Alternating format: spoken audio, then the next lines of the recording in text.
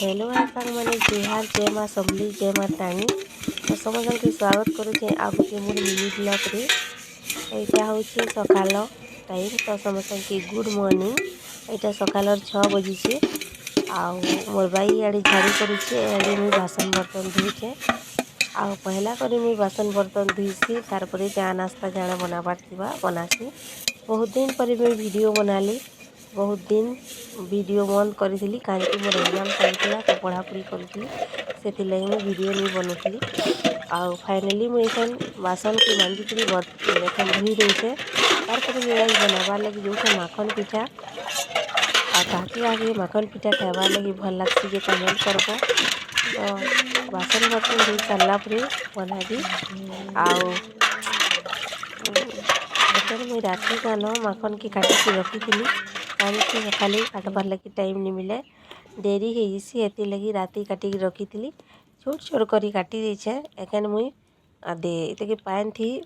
धुई देवी दुईथर केते आ तार पर यहाँ कढ़ई थी मुझे एखन रखी दूचे आउ कढ़ई थी रखी सारा पर आम सीझाबार लगी छाड़ी देमा यहाँ के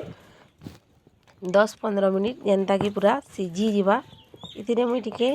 नून पकईदेवी आउ सीझाबार लगी छाड़ीदेवी आ टिके पानी भी देख लगवा कहीं ना बसीजा आउ पुड़ी जावा ये बेसी पानी नहीं टिके कम पानी दिए लगवा तो एखन नून टिके पकईदेली आखन टिके एंता घाटी देवी सबू आड़े आ सीझबार लगी मुई के छाड़ीदेवी 20 मिनिट हेबार तो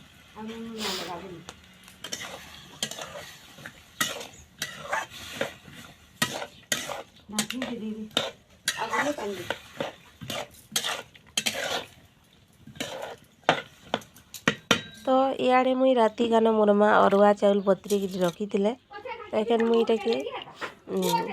ग्राइंडर जार रे डाली दूचे आखन आम पीसे पकामा टिके पानी दे देवी आखन पीसे पकाबी आउ बेसी पागला पिसाबार नहीं इटा पिसाबार अच्छे ग्राइंडर में पिसाबार लगी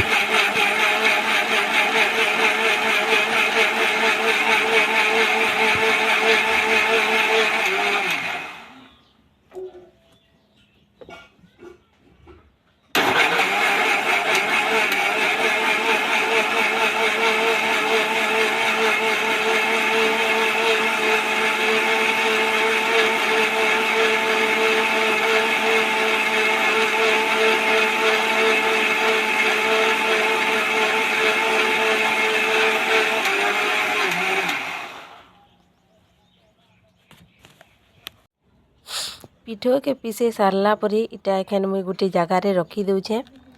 आउ तार पर माखनटा के सीझला देखमा आउ तार पर इथिरे माखन के मिक्स करदेमा तो देख माखन भी पूरा सीझी गला तो मुई चूल्हानु कढ़ई के उतरे पकाली आखन पिठो रे पूरा मिक्स करदेमा तो एखन मुई पिठो रे दे दूचे आ बादाम भी चतरिकी रखीछे इतिरी डालबार लगी बादाम भी दे पारबो काजू भी दे पारबो किशमिश भी दे पारबो नड़िया भी दे पारबो तमर जेनटा इच्छा तमे सब किसी दे पारबो आ बने पारबो तो मोर पाखे जेनटा थिला मुई सेतिरे ही बनाली तो एखन बादाम के मोर माँ डाली दउछन आ पूरा मुई के पूरा मिक्स कर देवी आउ वर्षे रे थरे माखन पिठा तो बनासु आमे जेनता हेले भी तो गोटे माखन थिला तो बनालु आमर घर टाण थिला आ घर माखन थी बनाबार लगी पाजला माखन थी बनसी आउ बहुत भल लागसी खाइबार लगी तो इे चूल्ही रे मोर माँ कढ़ई रे पानी गरम करछन तो गोटे प्लेट रे रखीदेली मुई तार उपरे जेन पिठो के मुई रखी थी माने गुली रखी थी सेटा के मोड़े देली तार उपरे फिर गोटे ढाकन टे ढापी देवी आ तार उपरे फिर गोटे ढाकन ढापिकी ताकि आम सीझबार लगी छाड़ीदेमा घंटे तक आउ डेचकी रे बनाले बहुत भल हेसी तो मोर माँ धान उसना बलका करिछन तो सबू डेचकी धान उसना बलकार ये लगे मुई नहीं करली आ मुझे जिते कौन गाधी जाइली तो माखन पिठा बनीगला तो मोर माँ उपरे पकई न ये लगे मुई वीडियो रे नहीं देखे आउ तार पर मोर माँ महल तल नहीं करी पलि गले तो पूरा सॉफ्ट आ नरम बनीछे तो एखन मुई खाई बतौछे केनता बनीछे जे आ देख मुई खाइबार लगी मते एतकी छाड़ी देछन आउ पूरा मीठा बेसी मीठा नहीं ना बहुत भल लगुचे आउ बाय बाय फिर मिलवा नेक्स्ट अलगा वीडियो रे।